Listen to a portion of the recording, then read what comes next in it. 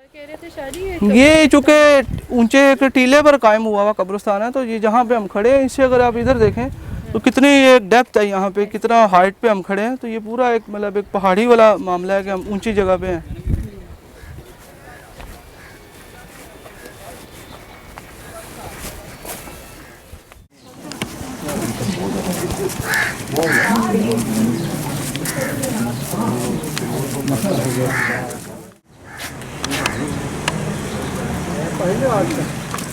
एक दो चीज़ें साथ साथ नोट भी करते हैं, जस्ट वो आपको मैं एक आगाही के लिए बता रहा हूँ कि जहाँ पे हम अभी खड़े थे वो आपने देखा कि कितनी हाइट थी।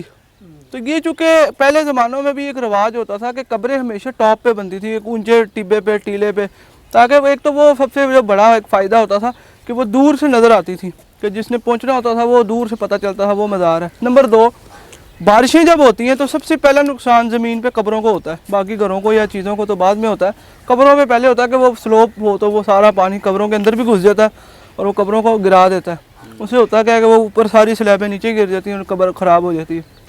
नंबर तीन पे ये होता था कि बुज़ुर्ग ऊपर होते थे तो उसके अराउंड में उसके जो सारे मुरीद वगैरह साथी वगैरह वो साथ उसके एक दफन होते थे। तो इसी तरह ये टीला भी इसी का हिस्सा है। अब ये जो पीछे आप जगह देख रहे हैं, ये मेरे ख्याल के मुताबिक ये सबसे पुराना हिस्सा ये है इस टीले का, बाकी सारी एक्सटेंशन है। और अगर आप देखें तो नीचे कितना, अब हमने भी सफ़र किया है ऊंचाई का और आगे डाउन का, कि कितनी हाइट है। तो इसी तरह ये जगह आपको मुख्तलिफ ऊंच नीच नज़र आएंगी, कहीं पे चढ़ना पड़ेगा, कहीं पे नीचे जाना पड़ेगा। तो इसी तरह ये दरख्त भी उसी ज़मानों के लगे हुए हैं, बाज़ इसमें सारे तो नहीं, लेकिन बाज़ जो दरख्त हैं ये उसी ज़मानों के हैं। तो ये जो बिल्डिंग है सामने, ये कमों बेश 200-250 साल पुरानी है। ये सारी छोटी ईंट की सिख दौर की बनी हुई है, या शायद इससे भी पुरानी होगी। तो ये जिस तरह कहीं मेहराब है, ये सेम जिस तरह वो चाह मीरा के अंदर एक वो बनी हुई है कोट ख्वाजा सईद में, ये सेम उसी तरह की है। तो इसी तरह ये पुरानी जनाजगाहें होती थी जिसमें जनाजा पढ़ा जाता था। बाद में फिर उसमें कब्रें बन गई, या बाद में उसमें लोग जो है वो मस्जिद, ये वाली डिज़ाइन के साथ। तो इसी तरीके से उसमें जो है वो इजाफा होता चला गया। तो बाकी फिर वो उसकी जो चार दीवारी होती थी वो ख़त्म होती चली गई। बाद में फिर वो जस्ट एक मेहराब ही बाकी रह गई, जैसे ये रह गई है, बाकी सारा हिस्सा इसका ख़त्म हो गया है। चले जी, अब हम वहाँ सही होता होगा ना। हाँ हाँ था चार दीवारी जस्ट। हाँ कपड़े बन गए। हाँ ये देखें, ये भी मुगल दौरी है। ये उसकी दीवार होगी मेरा ख्याल है ना, उस पोर्शन की आपने बात की। ये दीवार होगी इसकी।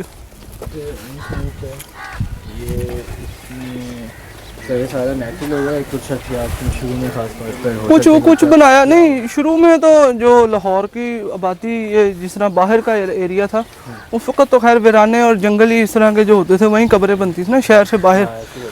तो ये कुछ ऊंचाई बाद में ऑटोमेटिकली बन गई। मिसाल के तौर पे ये कब्र बनी है, ये बारिशों से बैठ गई। अब इनके घर वालों ने आके जितनी मिट्टी डली हुई थी ना उससे 2 गुना ऊपर डाल देनी, और तो कि जी वो नज़र भी आए और दूसरा वो महफूज रहे, उससे वो ऊंची हो जाती कब्र। इस तरह वो फिर बाकी कब्रों के निस्बत जो है वो ऑटोमेटिकली वो चीज़ें ऊंची होती चली जाती हैं।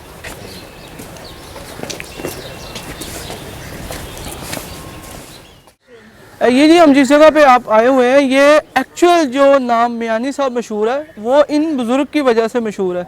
मियानी पंजाबी ज़ुबान के और कल्चर के अंदर मियानी मुल्ला को कहते हैं, मौलवी साहब को कहते हैं। तो ये बुज़ुर्ग जिनके मज़ार पे आप आए हैं, हज़रत ताहिर बंदगी, ये असल पुराने बुज़ुर्ग थे जो इस इलाके में आबाद हुए थे। यहाँ इनसे पहले कुछ कब्रें ऑलरेडी मौजूद थीं।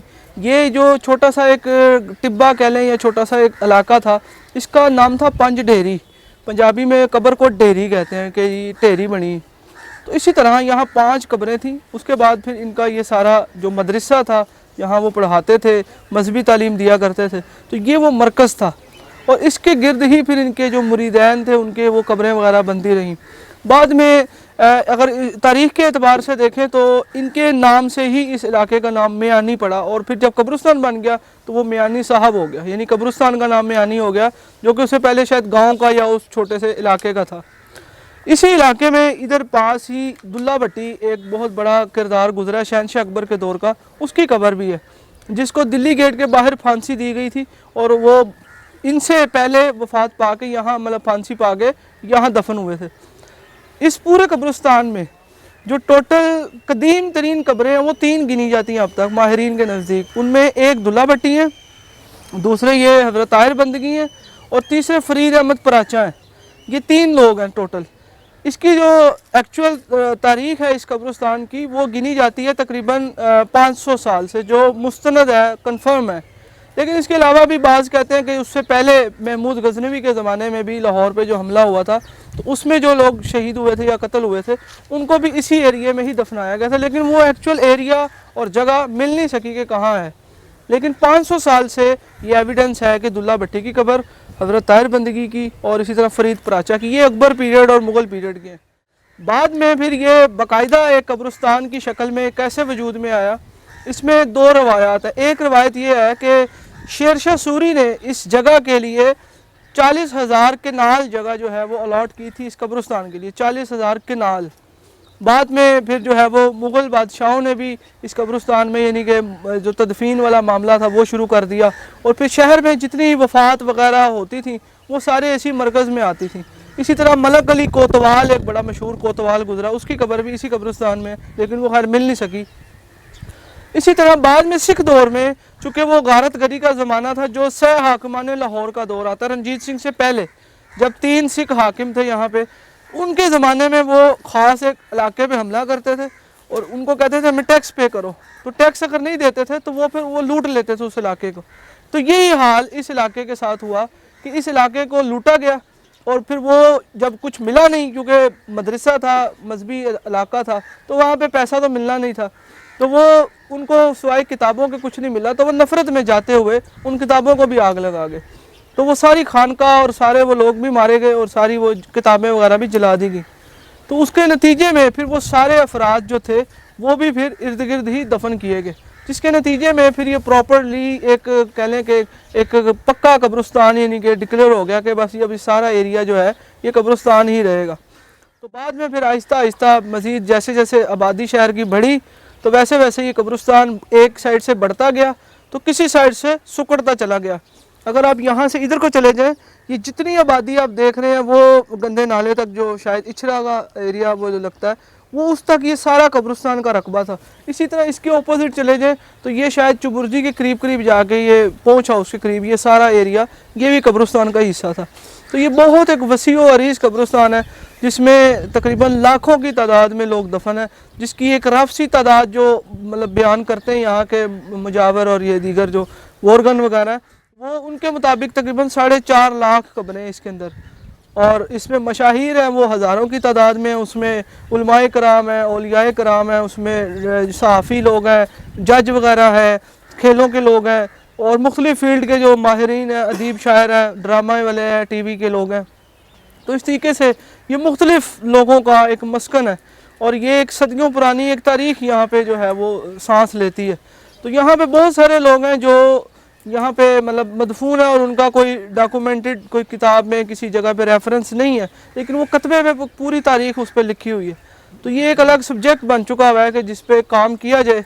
तो इस पे सिर्फ कतबों की ही प्लेटें कोई तस्वीरें ली जाए तो उनमें आप देखें कि कैसे कैसे नादिर और नायाब किते, शायरियाँ और तहरीरें, इबारतें और इस तरीके के डिज़ाइन आपको मिलेंगे।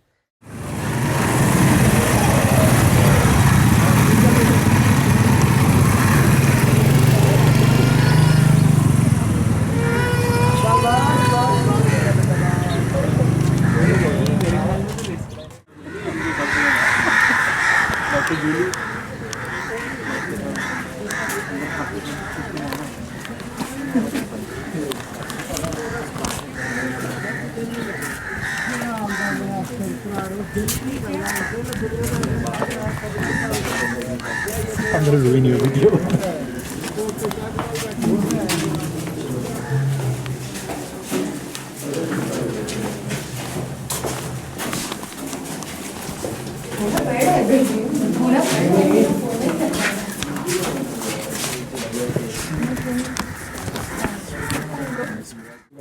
Indeed, I would love to take a tour with you sometime. Actually, मैं तो 8 साल जाया करके आया हूँ वहाँ पे।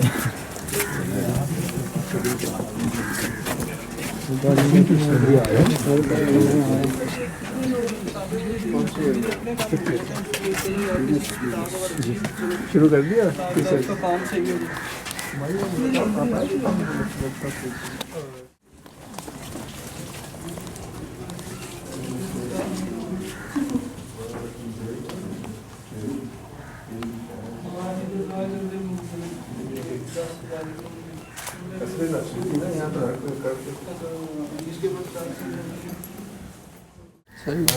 कोई भी खिलाफ तवक्को अगर बात होती है तो वो आपको बाहर निकाल देते हैं, पहले आराम से, फिर धक्के दे के, फिर उठा के फेंक देते हैं।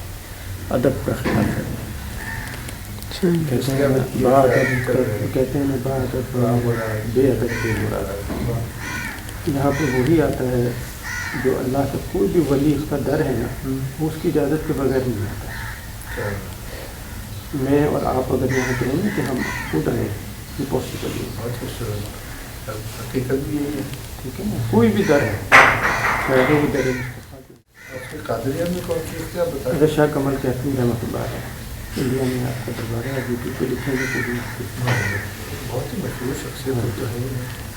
देखा जाए तो आपका घाटा हरीश का तौर के बाद जो है ना, ये बड़ा सिलसिला आपका है। बहुत बड़ा नाम। ये तो अब सरकार मैंने तो यही सुना है। पहले बहुत जलाली थे कि यहाँ पर असर के बाद बहुत कुशादो नज़र नजर आता था। मगरिब की नमाज में इंतज़ार करना पड़ता था कि शायद 2 आदमी आ जाएँ तो जमात हो जाए। आज मैं और आप बोल रहे हैं तो सिर्फ आपके जमाल की वजह से बोल रहे हैं, वरना इजाज़त नहीं थी। आपका जलाल बहुत था। ठीक है जी, इजाज़त जी। इंतजार करें, हम लोग बाहर चल जाएंगे। नहीं आप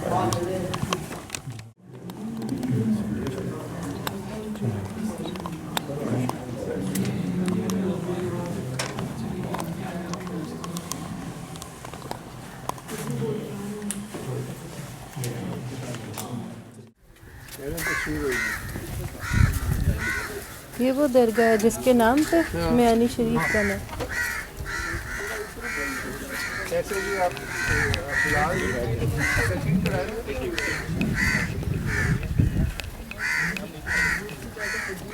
स्टेप्स बने, स्टेप्स पे सब आ रहे हैं। सही दादा कर रहा हूँ, गलत कर रहा रंग के बारे में क्या कह रहे हैं? हूँ। इसकी प्रोपोर्शन देखो, ये ओरिजिनल बिल्डिंग है, देखो ये बाद में नहीं बनी। नहीं नहीं प्रोपोर्शनेट भी है बहुत ज़्यादा, वो आज जदीद मिजाज के मुताबिक नहीं। आप इस बिल्डिंग के बारे में कुछ कह रहे थे, क्या कह रहे थे? मेरा अंदाज़ा है कि ये लेट मुगल बल्कि मुगल पीरियड बिल्डिंग लग रही है। मुगल पीरियड, शाहजहानी भी हो सकती है। जी। और एक दीवार है देखो, मगर वो बता रही है कि क्या उसमें कॉन्फिडेंस है, प्रोपोर्शनैलिटी है, सारे एलिमेंट्स जो है ना दे जस्ट परफेक्टली अरेंज्ड है। वुड यू एग्री भट्ट साहब? हाँ जी। अब बताया तो नजर आया, आप इतने अच्छे डिज़ाइनर हैं, आप तो अप्रिशिएट कर रहे हो। इसने इतना अच्छा काम किया है यूनिवर्सिटी, यहाँ यूनिवर्सिटी ऑफ लाहौर, बड़े बड़े स्ट्रक्चर खूबसूरत बनाए। अच्छा वो आपने किया है? हाँ यार, यकीन नहीं आता। शुक्र है कोई अच्छे डिज़ाइनर पैदा हुए। और साथ जी शान ही है।